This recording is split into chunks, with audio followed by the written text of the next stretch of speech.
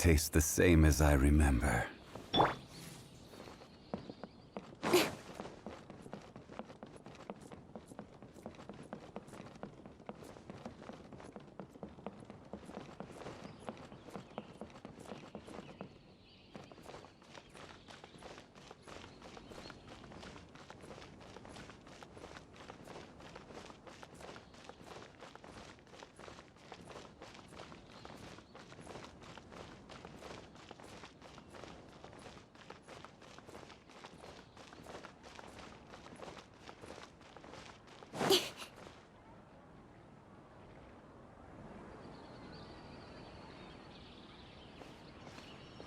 Port Ormos is pretty great. There's so many new and interesting things, not to mention all the tasty food. Sumeru's largest commercial port sure lives up to its name. Look at all the merchants, and everyone seems excited just to be here. How did things end up like this? All thanks to your artistic license. That's how. I should have made you wait until we got an update from Tanja. But when I finished the prototype Aranara yesterday, you agreed that the kids would like it. That's why we tried bringing it out for a test run today. Well, I never thought they'd dislike it so much. Oh, what should we do? Whoa. Yeah. Compared to everyone else, they seem really down in the dumps. Let's go find out what's going on. Oh, hey there. Paimon's name is Paimon, and he's a traveler who is just passing by. Is there something bothering you? Oh, I noticed you two a moment ago. Welcome to Akara Crafts, the best toy store in Port Ormos. At least for now. What's bothering us is this prototype Aranara. To start with, could I get your opinion on it? Prototype Aranara? You mean this wood carving here? It looks like a mushroom monster to Paimon. Oh, there we have it. The verdict is in. What a headache. Not the first negative feedback we've had. So, what exactly is a prototype? So for context, Aranara are magical creatures in Sumeru fairy tales that live in the forest. For the store's 20th anniversary, we plan to release a series of hand-carved toys based on the Aranara stories that kids know and love. This is a prototype we made to get an idea of how they would react. But when we put it out there, the reaction was not quite what we'd anticipated. They thought it looked like a mushroom too, huh? No, worse than that, actually. I can't quite describe it, though. And I'm also not very good with kids. Maybe you could ask them for yourselves.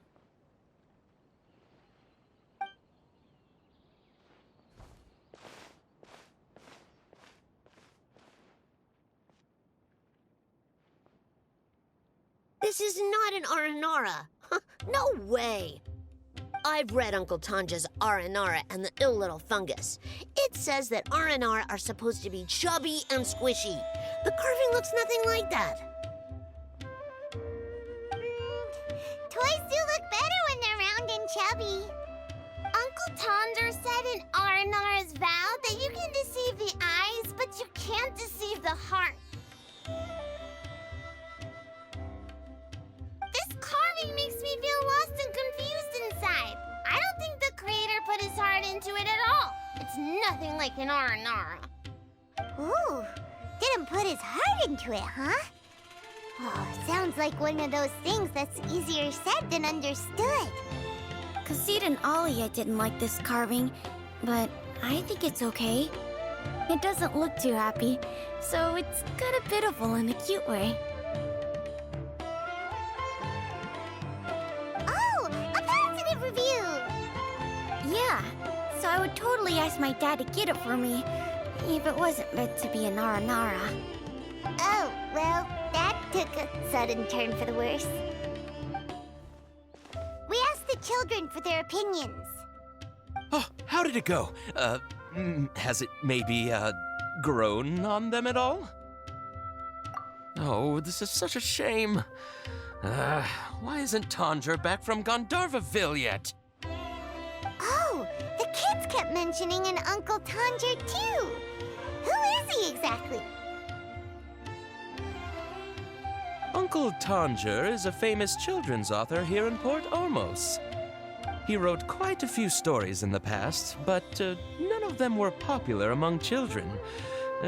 Just like our prototype Aranara. But around a year or so ago, he suddenly had a eureka moment or something, and suddenly the children loved every one of his stories. That's right. My little Ghaffari loves his stories too.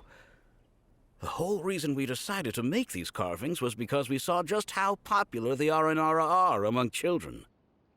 We asked Tanja for guidance, but right after he agreed, he went off to Gandharvaville with his son to look for inspiration. They haven't returned yet.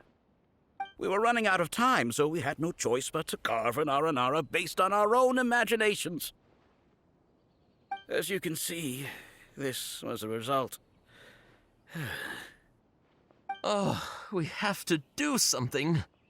Hey, since you're the famous traveler, could you do us a favor and look for Tanger in Gandharvaville, he doesn't have to come in person if he's too busy.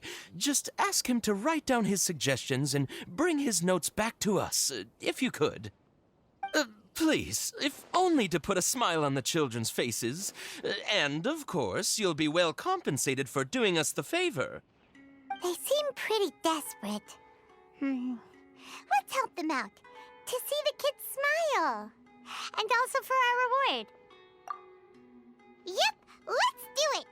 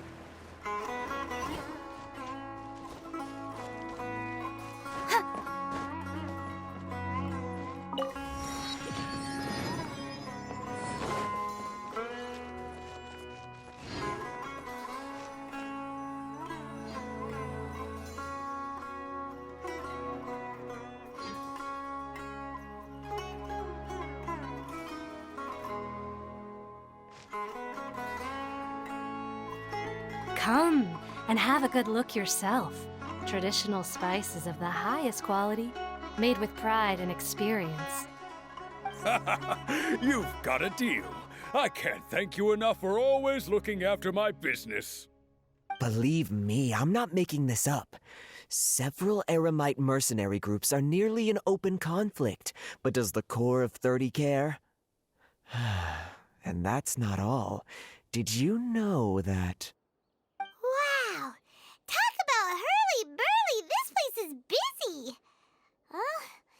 Guess that's only to be expected for the largest port in Sumeru.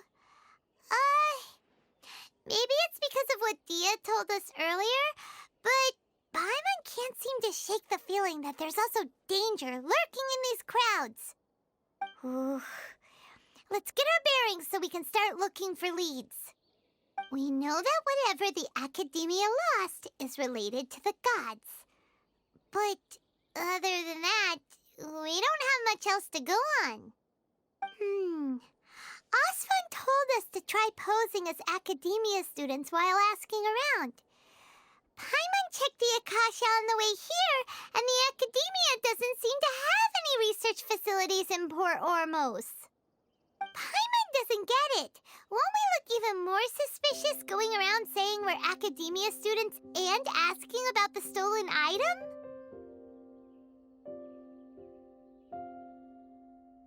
Well, given all the people that come through here every day, if there's any information to be found, Paimon bets we could find it in the market.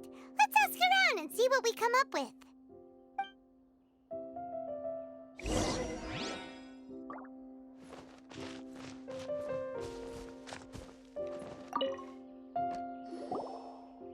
Welcome. Welcome.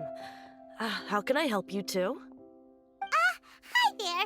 We would like to ask you a question. Do students from the academia ever come to Port Ormos? Of course. Especially around this time of year. Students from Sumeru City that are about to graduate often come to Port Ormos to cut loose a little. Many people often talk about how hard it is to get accepted into the academia, let alone graduate. But those who finish their studies and go on to become full-time researchers at the academia have it even harder. Sure, we may not be Sumeru City, but Port Ormos offers beautiful scenery and a stress-free environment. Some even say it's good luck to come to Port Ormos, so students and researchers come flocking here when things get to be too much at the academia. Ah, you see over there? Those are students from the academia.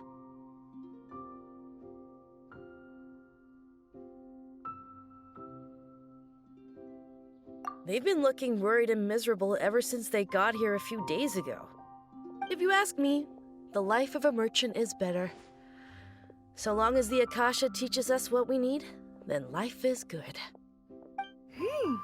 Those students seem to be discussing something. Let's see if we can listen in.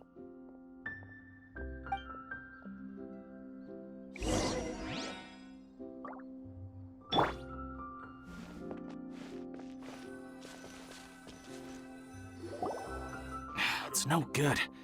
I've tried asking around, but I haven't been able to learn anything useful. Not to mention that a bunch of scary-looking Eremite mercenaries have been posted along the streets now. There's been a lot of fighting between the different Eremite factions in Port Ormos. If we choose to move on our own, then it would be wise to steer clear of them. Especially the group that's constantly shouting some stuff about the Scarlet King and some resurrection. I've even heard that the Citadel of Regzar is starting to get fed up with them. What was that group called again? Ein something or other? They're called Ein El Akhmar. Today, I heard that the thing we're after might be in their possession at the moment. Wait, come again? Don't you see? Many of the Eremites in Port Ormos deal with trading this kind of thing.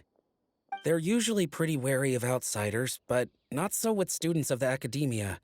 It's because the kind of goods that students are looking for aren't the kind of goods that Eremites are after. As long as they know you're a student, then deals can be made. I've heard that Ein al-Hakmar likes to set up shop at the Jafar Tavern. Supposedly, if you're willing to part with 500,000 mora, they'll give you info on anything. Wait, did you say 500,000? If information alone costs that much, then how could we ever afford to buy what we're looking for?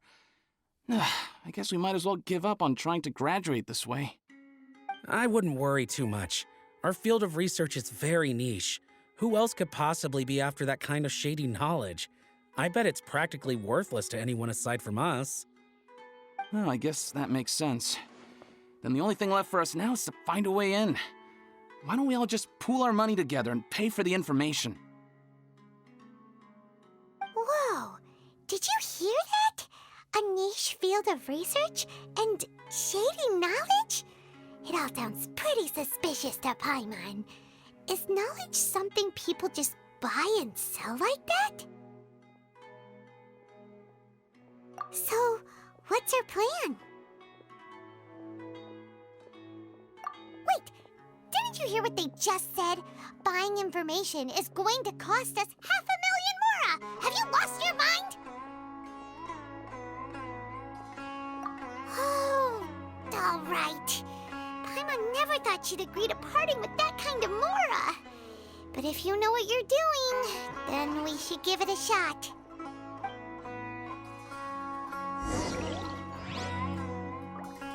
Out of all my commissions, I enjoy making group for newlyweds the most.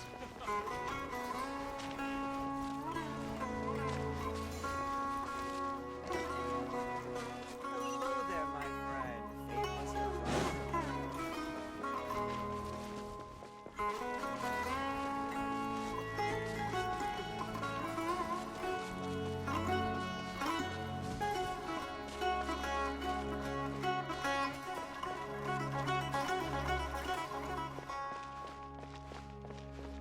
This is the place we heard those students talking about. Let's find a seat somewhere and see if we can spot the group. Oh, you've arrived.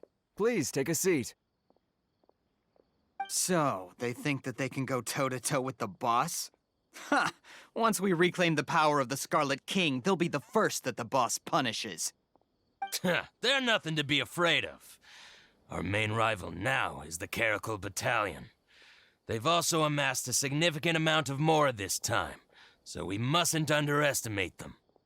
How can the Caracal Battalion compete with the boss when they're nothing but a bunch of money-grubbing opportunists out for a quick Mora?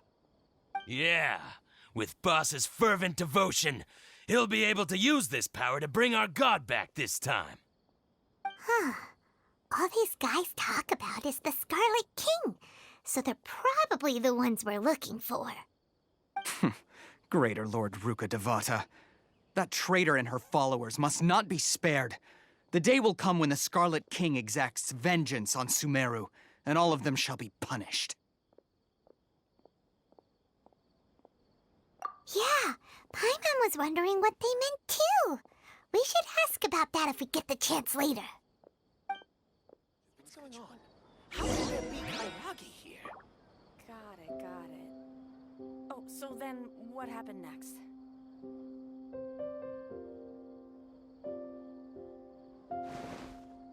Welcome.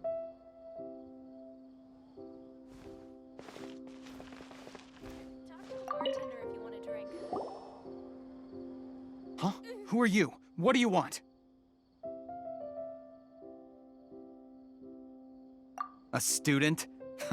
What's a student from Sumeru City doing in Port Ormos? Ah, well, if it's info you want, you've come to the right place. The question is, can you afford it? Oh, Paimon can't stand to see so much more go. But there's no other choice right now. Here, this is the merchant's address. Whatever you're looking for, you'll find it there. Well, what are you waiting for? Oh, that's right. We heard you mention the Scarlet King just now. We're actually interested to know more because we're, archaeology students!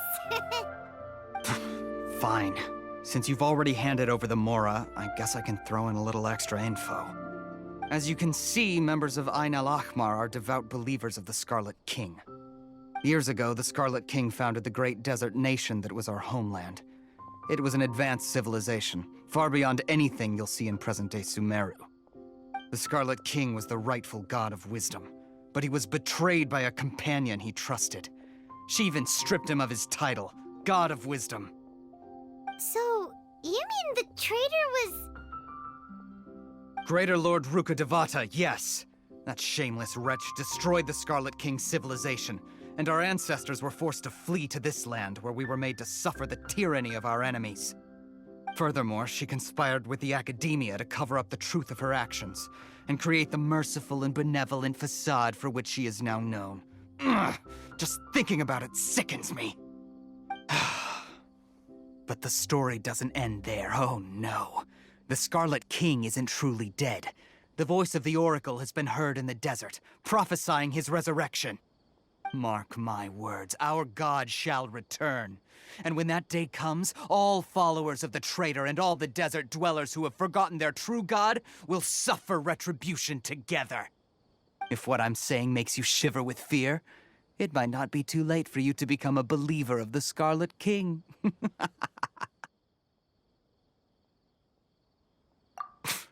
I don't have anything to say to you academia people about that.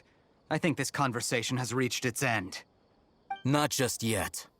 This man is a fraud. Huh? You again? Deranged academia lunatic. Yes, it's me again.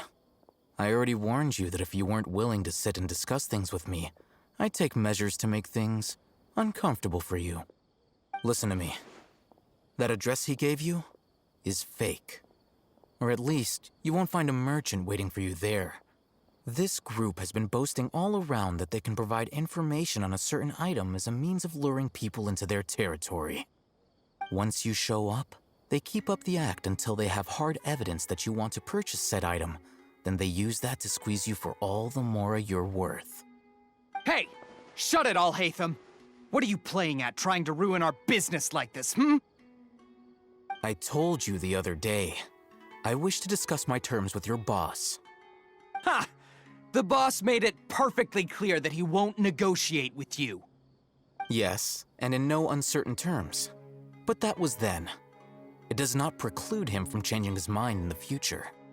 I'm warning you, don't push us, or this could get ugly. We don't usually get rough with people from the academia because it just complicates things.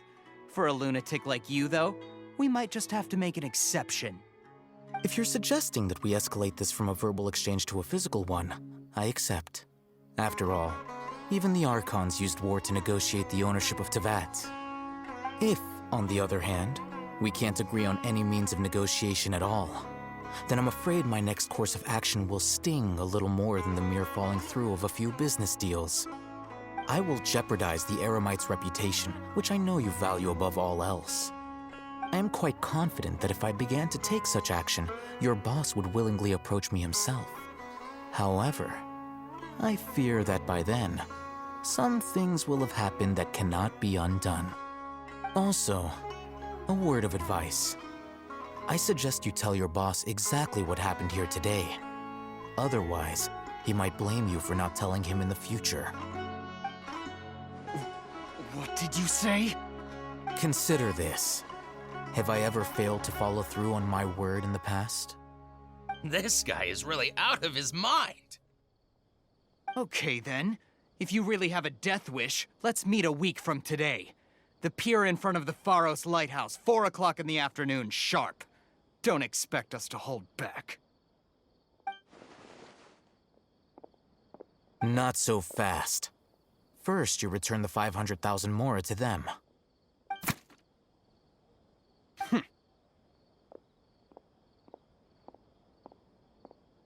Please, I beg you, don't provoke them. We can't afford any trouble with this crowd. They haven't even paid for their food yet. Ah, Mr. Iman. There appears to be fewer staff in the restaurant recently. This wouldn't happen to be because they're all busy spreading the word to the students, would it? Well... Someone who chooses to do business with a group like that really can't afford to get so flustered the instant someone confronts them about it. Consider the meal compensation for our silence. I'd say you're getting an excellent deal. Whoa, did you see that? He not only got us our Mora back, but sent the Emirites running too! Plus, he seems to know a lot about what's going on around here. Let's catch up with him and ask some questions. He went that way! After him! What?